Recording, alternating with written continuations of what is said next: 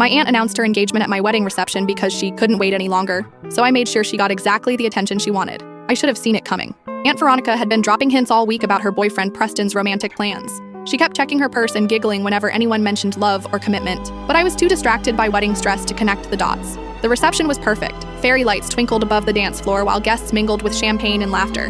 My new husband Damien was spinning my little cousin around to the music, and for the first time in months, I felt completely relaxed. That's when Veronica tapped her champagne glass with a fork. "Excuse me, everyone," she called out, her voice cutting through the music. "I have a little announcement." My stomach dropped. The band stopped playing. All 150 guests turned toward her with expectant faces. "Preston proposed last night," she squealed, thrusting her hand into the air. "We're getting married this fall." The silence was deafening. My photographer slowly lowered his camera. Even the bartender stopped mid-pour. My mother's face went white. Dad's jaw tightened. But Veronica beamed, soaking up the stunned attention like she'd just won an Oscar. "Congratulations," I said loudly, plastering on my biggest smile. "How wonderful! Everyone, let's give Aunt Veronica the celebration she deserves." I grabbed the microphone from the confused band leader. "Since Aunt Veronica chose my wedding day to share her news, I think we should make this moment really memorable for her." I nodded to my maid of honor, who immediately understood. She started clapping. "Speech! Speech! Speech!" The crowd reluctantly joined in. Veronica's confident smile wavered. "Oh, that's not necessary," she started. "Nonsense," I interrupted.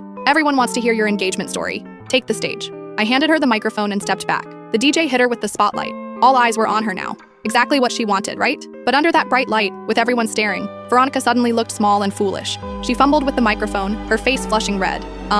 Well, she stammered. "Preston and we've been dating for 3 months." Someone coughed. My grandmother whispered loudly, 3 months? At her age? "We just knew it was right," Veronica continued desperately. "When you know, you know. Like how I knew not to announce my engagement at someone else's wedding," my cousin hollered from the back. Laughter rippled through the crowd. Veronica's face crumpled. She thrust the microphone at me and rushed toward the exit, Preston scrambling after her. As the door slammed, the music resumed. Guests returned to their conversations, shaking their heads. My mother hugged me tight. "That was brilliant." "I just gave her what she wanted," I said, watching Damien approach with fresh champagne.